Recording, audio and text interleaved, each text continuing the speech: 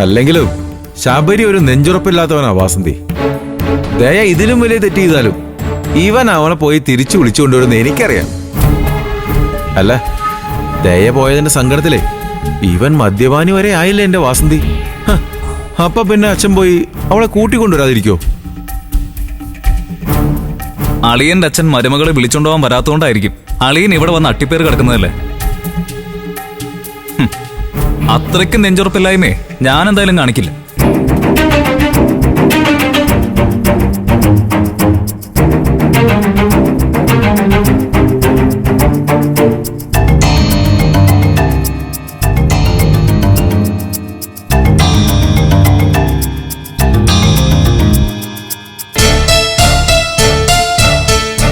അച്ഛനും ഉണ്ണിക്കുട്ടനെ എവിടെ എടുത്തി?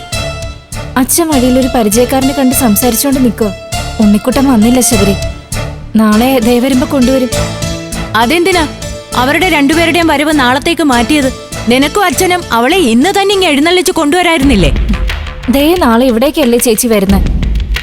അനുപമയ്ക്ക് വേണ്ടി അനന്തമാഷ് വാങ്ങുന്ന വീടിന്റെ രജിസ്ട്രേഷന് അദ്ദേഹം വരുമ്പോ ദയ കൂടെ വരുന്നേ ഉള്ളൂ. കുറച്ചു ദിവസം അവരെല്ലാവരും ഇവിടെ കാണും ശബരി. നിനക്ക് മോനെ കാണണമെന്ന് തോന്നുമ്പോ ആരെങ്കിലും ഒന്ന് വിളിച്ചാ മതി. അവരാരെങ്കിലും മോനെ അപ്പൊ തന്നെ ഇവിടെ കൊണ്ടുവന്നാക്കും. അനിത എവിടെ നിന്നേ? എന്താ ചേച്ചി? നിങ്ങൾ അതിങ്ങ് എടുത്തോണ്ട് വന്നേട്ടാ. തൊണ്ടി മുതൽ കാണിച്ചു കൊടുത്ത് ചോദിച്ചാലേ ഇവള് സത്യം പറയും. നീ എന്നു മുതലാടി കുടുംബത്തൊന്ന് മോഷണം തുടങ്ങിയത്? മോഷണം തുടങ്ങിയെന്നോ? ചേച്ചി വെറുതെ അനാവശ്യം പറയാൻ നിൽക്കല്ലേ. അനിതേടത്ത് നിങ്ങളുടെ എന്താ മോഷ്ടിച്ചത്? അനിതയെ പറയുമ്പോഴേ ഇനി നിനക്ക് പൊള്ളിട്ട് യാതൊരു കാര്യമില്ല ശബരി.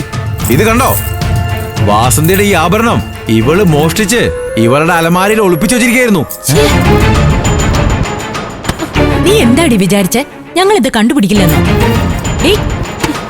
നീ എന്റെ മുറി കയറി എന്റെ സ്വർണം മോഷ്ടിക്കാൻ നിനക്ക് എങ്ങനെ ധൈര്യം ഉണ്ടായെന്ന്? ചേച്ചി, ഞാൻ ആരുടെ ഒന്നും മോഷ്ടിച്ചിട്ടൊന്നുമില്ല. പിന്നെ ഇതെങ്ങനെയാടി നിന്റെ മുറിയിലെ അലമാരയിൽ വന്നത്? എനിക്കറിയില്ല. നിങ്ങൾ ഇത് അവിടുന്ന് തന്നെ എടുത്തെന്ന് എന്താ ഉറപ്പ്? ഉറപ്പുണ്ടടി. നീ വാ, കാണിച്ചു തരാം. വാ വാ ഇങ്ങോട്ട്. വാടി. മര്യാദയോടെ നീ ഇങ്ങോട്ട് വാ, ഞാൻ കാണിച്ചു തരാം. സ്വന്തം ആളല്ലേ, പോയി കാണും. ചേച്ചി വിട്. വാടി ഇങ്ങോട്ട്.